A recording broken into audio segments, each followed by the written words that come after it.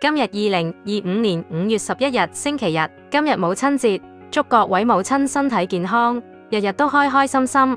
母親節快樂！財經頻道 A 股消息上海證券指數收3342點，本周升63點。中國國家統計局話，2025年4月居民消費價格 CPI 同比跌0.1%，環比升0.1%。工業生產者出廠價格 PPI 同比跌2.7%，環比跌0.4%，主要係國際因素同能源價格季節性下跌影響。中小企業協會話，4月中小企業發展指數89.2，比3月跌0.3點。IP 中金預測，南向資金年內增量約23,000億港元，全年流入8000至1萬億港元。哲學講求順勢而為，投資牛股要睇清大勢，穩中求進遊。港股消息，恒生指數收22,867點，連升5周，本周升363點。IP 中國海關總署話，4月貿易順差961.8億美元，略高過預期，出口同比升8.1%，進口跌0.2%。即使美方挑起關稅戰，中國外貿依然逆風。以上展現中國製造嘅強大韌性，國際投資者對中國股票低配程度緩解，低配頭寸從負1.9%收窄至負1.5%。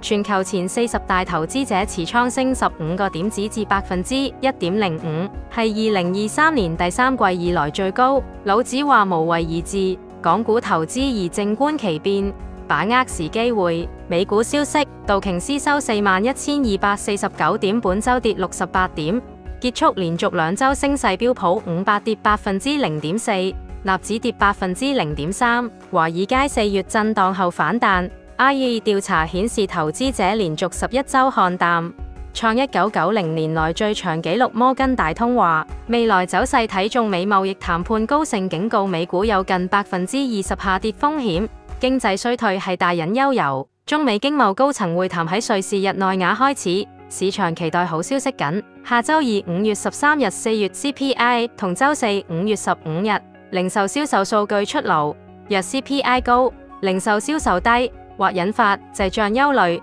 壓住股市。莊子話逍遙遊，美股波動大，投資者要心態平和，隨遇而安。其他市場，黃金本周升3.1%。年內累升27%，金價喺3240美元同3385美元間整固。美英貿易協定被指空殼，特朗普關稅言論推高避險情緒，支撐金價。紐約黃金報3331.47美元一盎司，本周升85.86美元。IP 紐約原油報60.62美元一桶，本周升2.3美元。美元對人民幣在岸價7.2399，本周跌317基點。美國10年期國債收益率4.381，本周升74基點。哲學教我哋物極必反，市場波動時要保持冷靜，睇好時機。今日講住咁多先，聽日再見。今日生活憶數：5月11號，乙巳年4月14日，農日沖9，大紅鯊日，百事吉酉。生肖狀態：兔、馬、豬。